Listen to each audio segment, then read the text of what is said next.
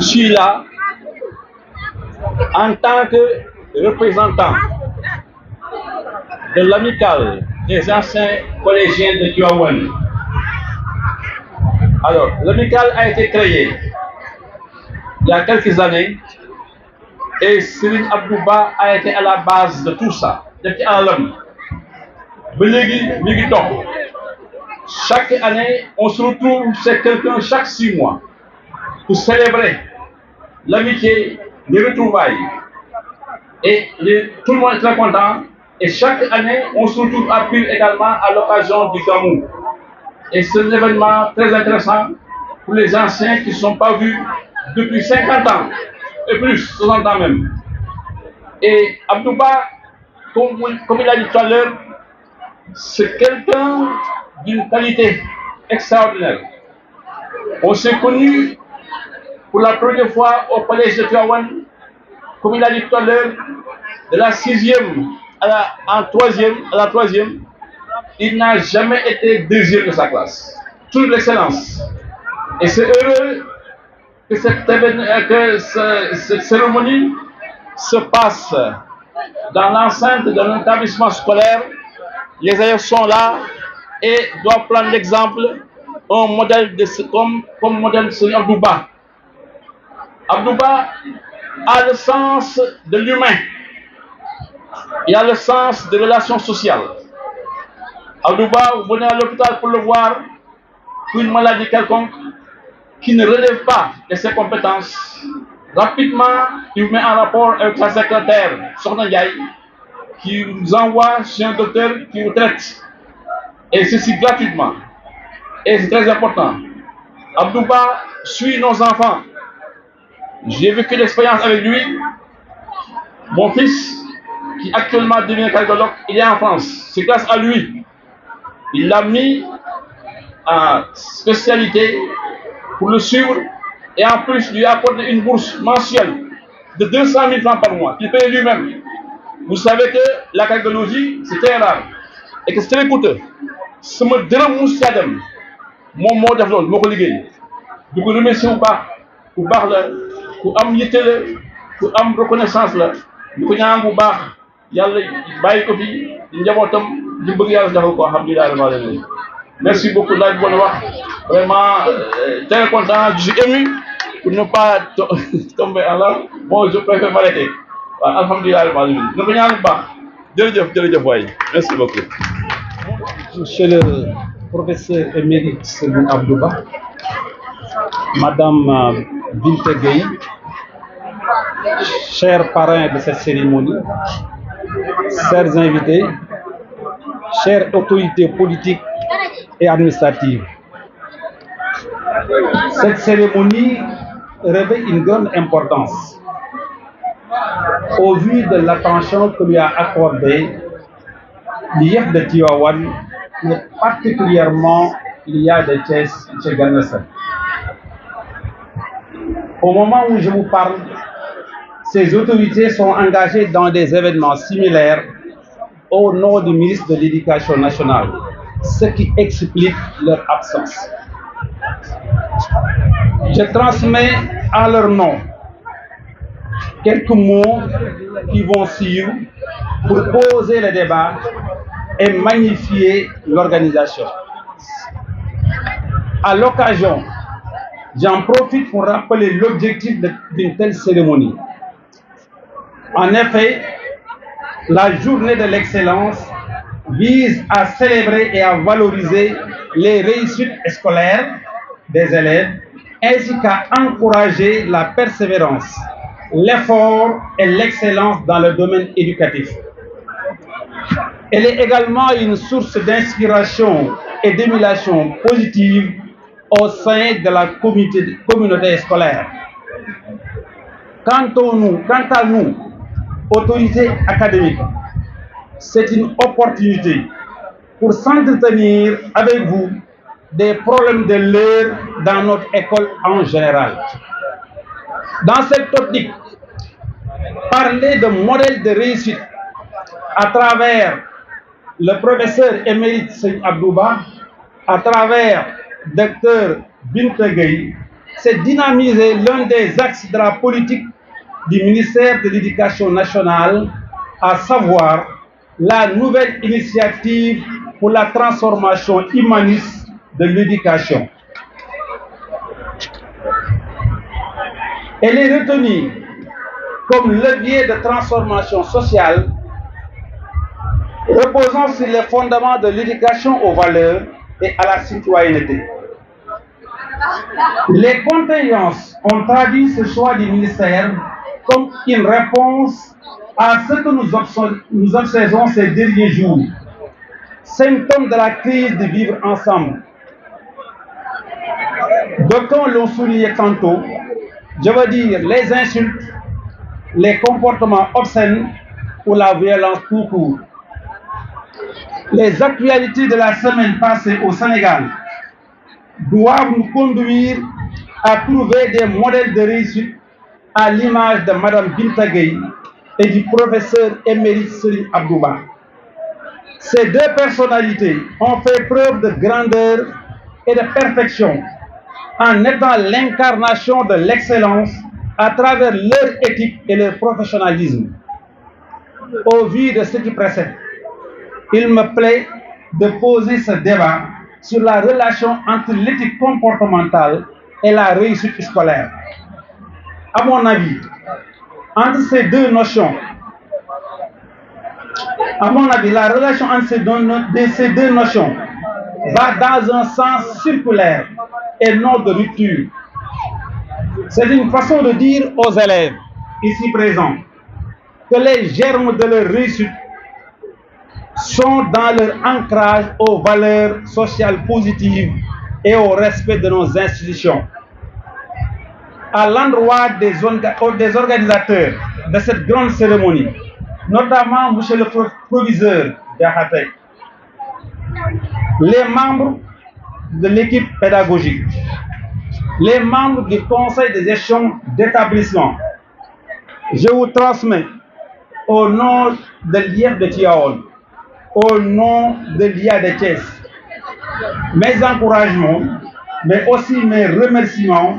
au regard de cette initiative heureuse avec une forte charge symbolique. Quant aux élèves qui vont recevoir leur récompense tout à l'heure, je demande demain à la place qui sera la vôtre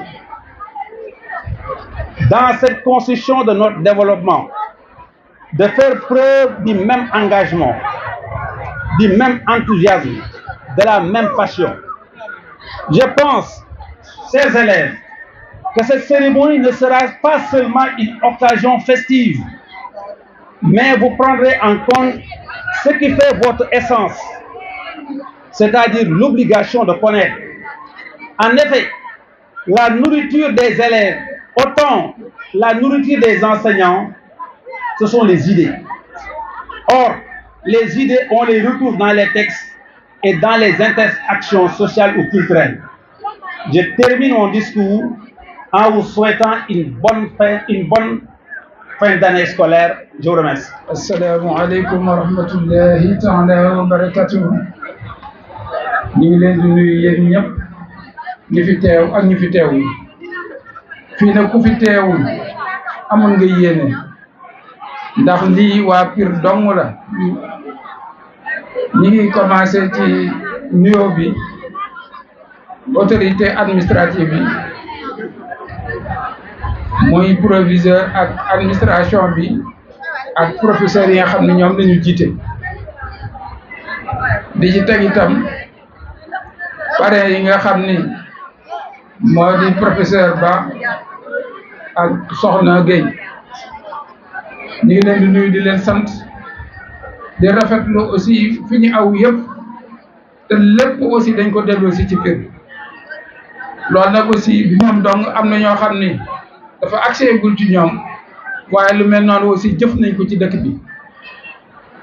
bu ñuy wax ci école bii donc man ki ma xam ne moom aussi itam ku mus a def ci école bi la muy Serigne Mboup nekkoon na fi maire am na jamono métti woon na lool école bi daan tumuranke ci lu bari ci poosam na daan lamb di ci def kooku itam ku mat a fàttali ko la ci école bi man nag man maa fi teewal mbooloo mi nga xam ne ñooy parents d'élèves yi man la ñu jiital maa ngi leen di sant ci jiital gi ñu ma jiital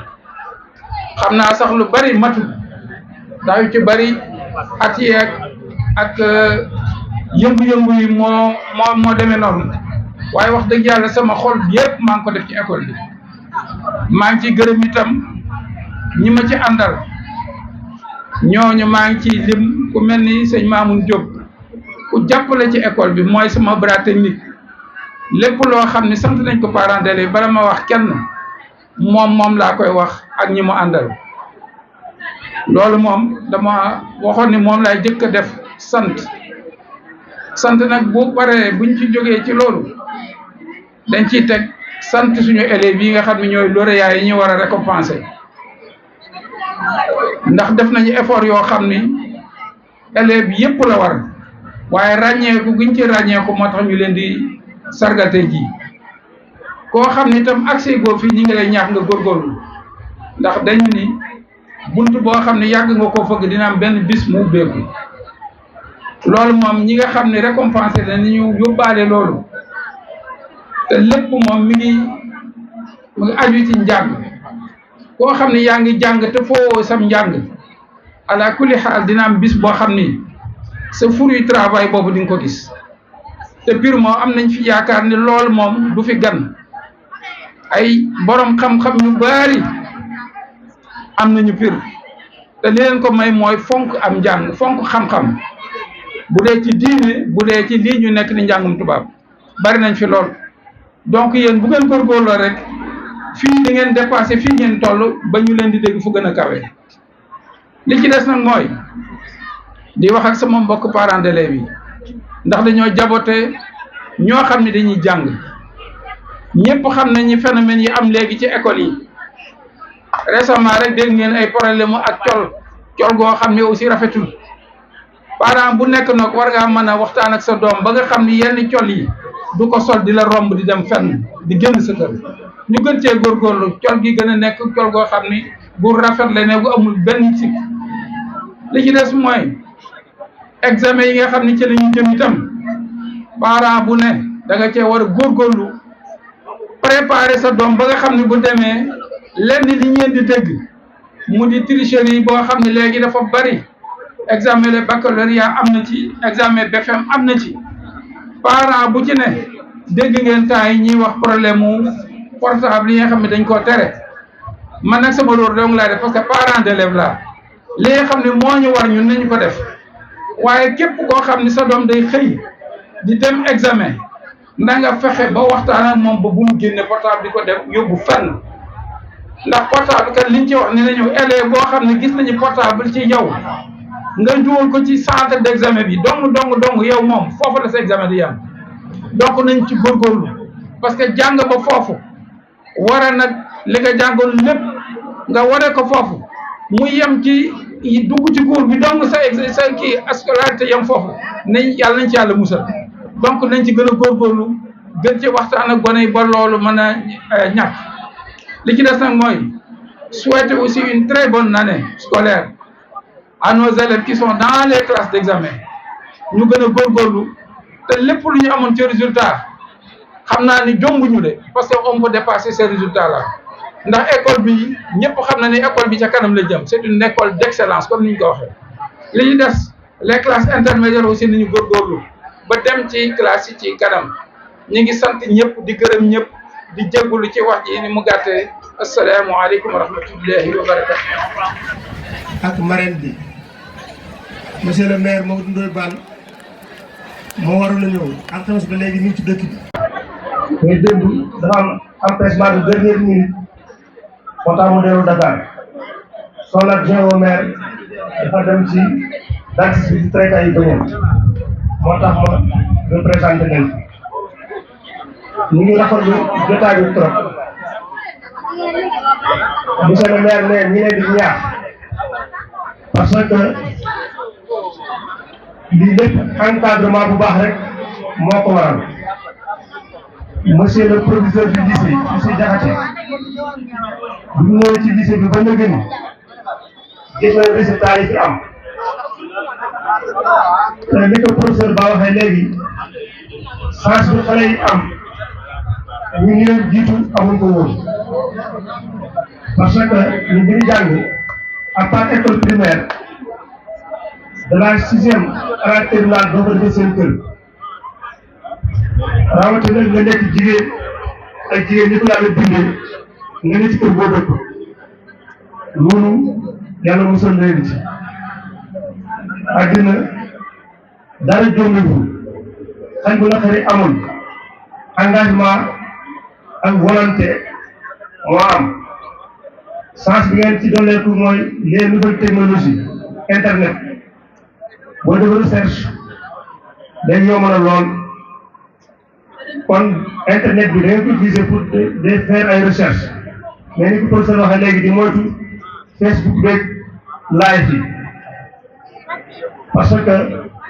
Sénégal gii fi mu toll dans 10 ans 20 ans 30 ans responsabilité yi ci yéen ñi yéen a ko yoree lëkk kon koo xam ne nii dafa am lu lay xaar dafa am noo war a mel ñii war a la ñuy yoon matière bu nekk wala filière bu nekk fonk leen ko parce que addina bi yàlla bindee ñu ne ñu nekk médecin ñu nekk professeur ñu nekk leneen bu ko defee ñëpp jàpp ci gaal bi dox kon daal ñu ngi leen di ñaax journée d'excellence bi rafet na trop boo xoolee professeur ak bint ay cadre chevronné na leen te moo cadre dafa am solo cadre mooy comme lii ba léegi li ko cadré lépp ci biir soo génnee rek jaar ci yàlla bi kon boo jaaree ci nekk bi ci biir cadre bi da nga egg ba à destination kon góorgóorlu leen yàlla jàppale ñëpp suturaal ñëpp lu daal moo kàddu yi monsieur le maire jërëjëf. ñaari modèle de réussite yi ñu tànn muy docteur Sëñ Abdou Ba ak docteur Soxna Binta Gueye.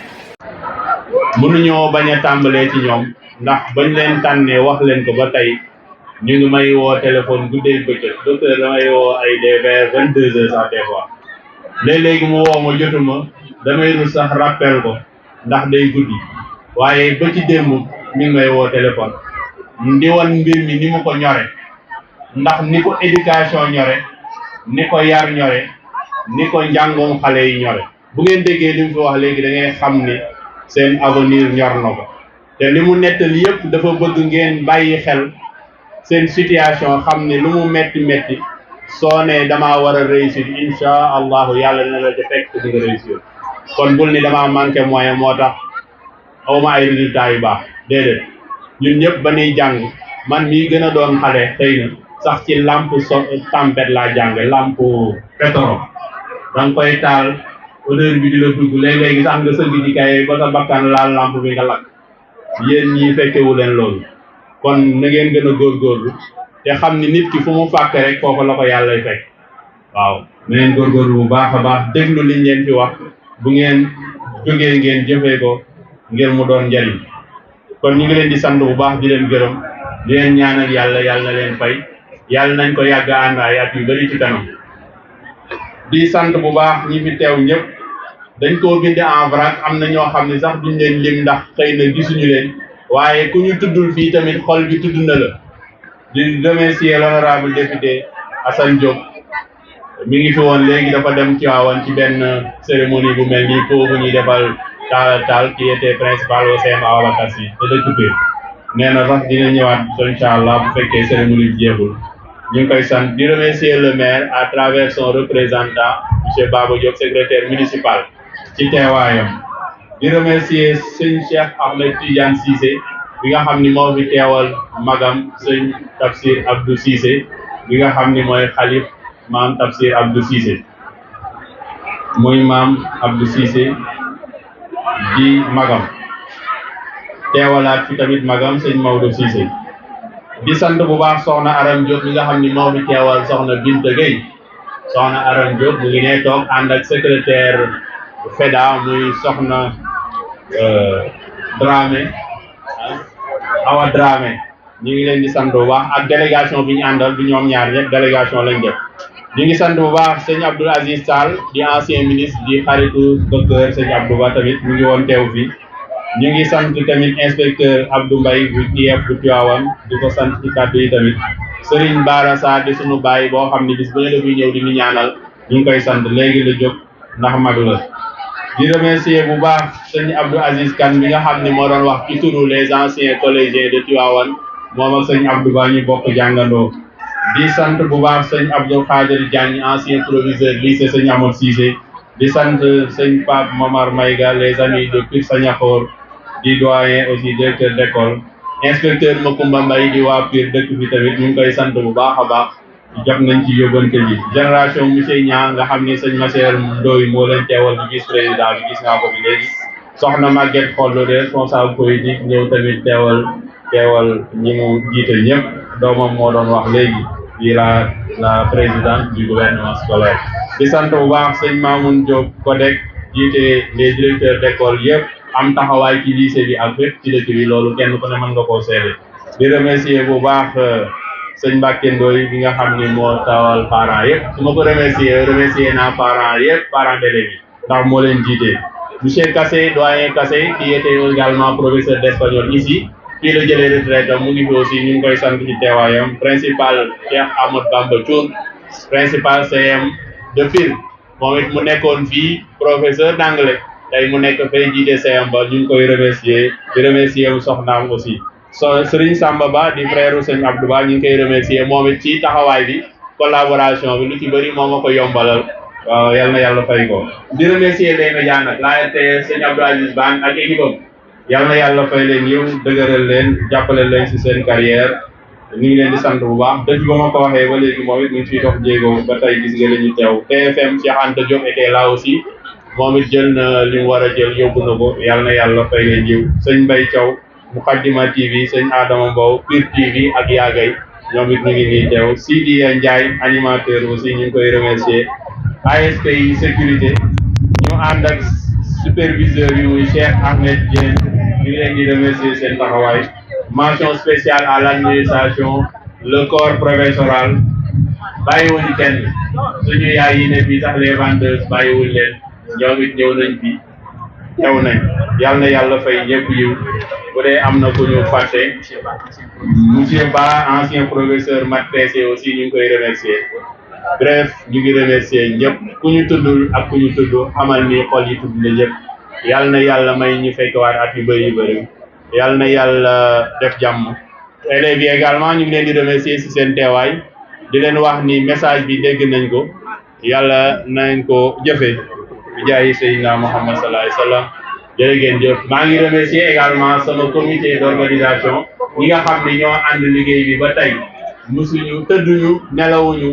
ngir tey lii réussir su ma tuddee damay am ñu ma bàyyi comme man maa leen jiite ci sama tur sant naa ñëpp gërëm naa ñëpp collaboration bi rafet na yàlla fay leen yiw wassalaamu aleykum wa rahmatullahi taala wa barakatuh